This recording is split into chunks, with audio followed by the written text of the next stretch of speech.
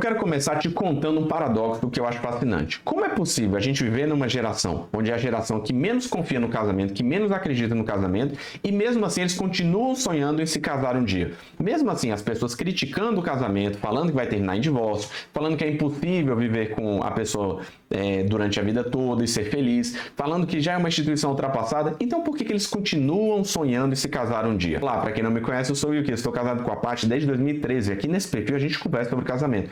Nós ajudamos casais cristãos a restaurar seus casamentos, mesmo quando eles acreditam que a única solução é o divórcio. Se você gosta desse tipo de conteúdo, eu te convido a nos seguir. E se você lembrou de alguém que pode ser beneficiado por ele, eu te convido a compartilhar com essa pessoa. Timothy Keller foi um pastor e um teólogo admirável em suas palavras. Tem um livro que eu gosto muito que ele escreveu, que é O Significado do Casamento, onde ele explora exatamente esse paradoxo.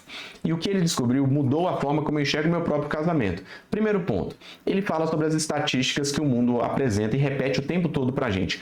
Metade dos casamentos termina em divórcio. Você já ouviu isso 1000 vezes, não é verdade? Só que essa estatística, ela é enganosa. Quando você olha de forma mais próxima, quando você presta mais atenção nessa estatística, você vê que a taxa de divórcio acaba variando muito drasticamente dependendo de vários fatores. Casais que se casam depois de 25 anos, que têm um nível de educação razoável, que vêm de famílias intactas e que têm alguma prática religiosa do cotidiano, tem uma probabilidade muito menor de se divorciar. Mas você não escuta isso, não é verdade? E quando você pergunta para as pessoas se elas são felizes, cerca de 60% nessa pesquisa que foi feita e que tem no livro dele, 60% fala o quê? Muitos que são muito felizes no casamento. Isso não é o que a cultura passa, não é verdade? Dificilmente você já deve ter ouvido isso aí se você não lê um livro especializado sobre o assunto. A impressão que a gente tem é que todo mundo quer casar, todo mundo mesmo, só está casado por obrigação e é extremamente infeliz nessa união, não é verdade? Mas aqui está o ponto que eu acho mais importante do livro do Keller. Ele diz que o problema não é o casamento em si, o problema somos nós. E ele usa uma frase que ficou presa aqui na minha cabeça. Se a gente é romântico demais sobre o casamento, é porque a gente subestima o poder do pecado na vida humana. Se a gente é cínico demais, é porque a gente não entende a origem divina do casamento. Deixa eu explicar o que significa isso aqui na prática. Quando a gente é romântico demais, a gente entra no casamento achando que encontrou a pessoa perfeita que vai suprir todas as necessidades emocionais. A gente espera que o casamento seja uma fonte infinita de felicidade e realização. E aí, quando a realidade bate a porta, quando a gente descobre que o nosso esposo e a nossa esposa têm defeitos, que o nosso casamento dá trabalho, que nem todo dia é uma lua de mel, a gente fica frustrado, não é mesmo? Não era para ser assim. Eu devo ter casado com a pessoa errada. Eu acho que eu escolhi do jeito errado. Se eu tivesse casado com fulano de tal, teria sido muito melhor. Por outro lado, quando a gente é cínico demais, a gente entra no casamento já esperando que tudo não vai dar certo. Ou seja, a gente nem entra de verdade nesse casamento. A gente olha para os casamentos ao redor e vê os problemas e conclui que é impossível ser feliz casado. Aí a gente se protege, não se entrega de verdade, mantém sempre um pé atrás, fica sempre na dúvida. Eu era exatamente essa pessoa. Eu entrei no casamento achando, sempre com um pé atrás ali, falando, será que vai ficar sempre bom desse jeito? Será que a Paty é sempre sincera comigo? E ironicamente, quando a gente se coloca nessa condição, que é uma postura mais defensiva, a gente acaba sabotando o próprio casamento. O Keller propõe uma terceira via. Ele diz que o casamento foi criado por Deus, mas ele foi criado por Deus para nós, e nós fomos criados para o casamento. Isso está lá em Gênesis. Quando Deus olha para Adão sozinho e diz que não é bom o homem estar só, existe um designer humano ali que anseia por uma união profunda com uma outra pessoa. Mas e aqui está a parte crucial. O casamento foi danificado pelo pecado também. Não foi destituído, mas danificado. Isso significa que todo casamento vai ter dificuldades. Todo esposo e esposa vai decepcionar o outro em algum momento.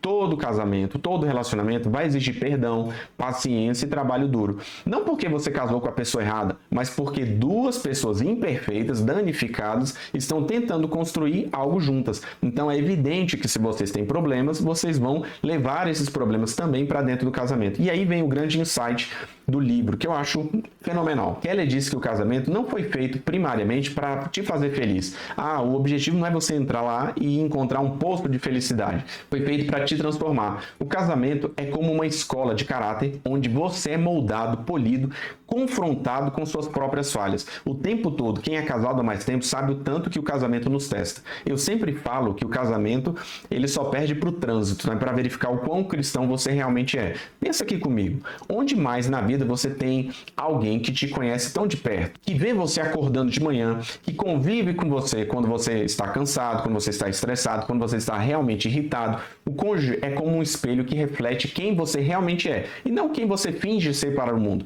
Porque é muito fácil a gente manter essa imagem pública, mas a nossa esposa, o nosso esposo sabe realmente aquilo que nós somos quando estamos com fome, quando estamos estressados, quando as coisas não vão bem, não é verdade? E isso pode ser desconfortável, muito desconfortável para ser sincero, mas é exatamente aí que acontece o crescimento. Quando a Paty aponta algo em mim que eu não queria ver, a minha primeira reação é me defender, é simplesmente sentir aquele gosto amargo e simplesmente não ficar feliz. Mas se eu tiver humildade para ouvir, para refletir, eu tenho a oportunidade de me tornar uma pessoa melhor. O apóstolo Paulo, em Efésios 5, fala a mesma coisa. Ele chama o casamento de um mistério.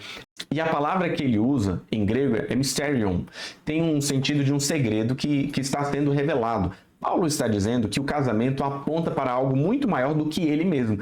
Ele é uma imagem do relacionamento entre Cristo e a igreja. E o que significa isso na prática, Euquias? Significa que o amor conjugal, no seu melhor, é um amor que promete, é um amor que se compromete apesar das falhas. É um amor que persiste quando as emoções oscilam. É um amor que escolhe servir mesmo quando não tem vontade de servir. Isso vai contra o que a cultura ensina, na verdade. Por quê? Se a cultura, normalmente o que a gente escuta por aí, se você não está feliz, saia. Se você não está apaixonado, largue. É porque acabou o tempo desse casamento. Você merece ser feliz aí fora. Vá procurar outra pessoa. Mas o modelo bíblico diz algo totalmente diferente. Diz que o amor verdadeiro não é apenas um sentimento que você sente, é um compromisso que você honra.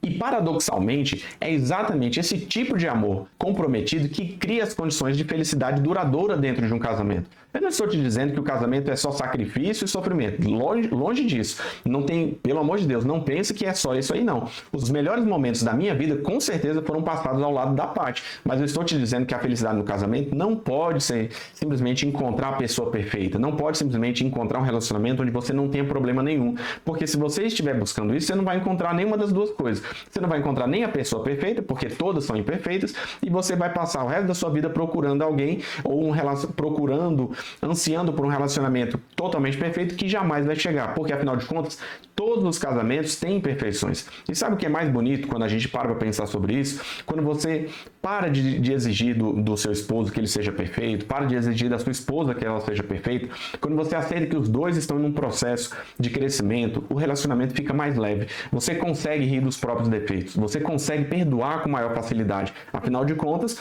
você sabe que em algum momento você também vai precisar ser perdoado. Você consegue celebrar os pequenos progressos. Então o que eu quero para você, assim, se eu puder te pedir uma coisa para você gravar e levar a partir desse vídeo, se você está frustrado com o seu casamento, talvez o problema não seja o seu esposo ou a sua esposa, talvez seja a sua expectativa, talvez você esteja esperando do casamento algo que ele não foi feito para te dar. O casamento não é o céu na terra, é uma jornada de duas pessoas imperfeitas caminhando em direção a algo maior, caminhando em direção ao céu. Se você gostou desse tipo de conteúdo, eu te convido a dar o like aqui e a compartilhar com algum casal que você sabe que vai ser beneficiado por esse conteúdo. Grande abraço e até mais. Tchau, tchau.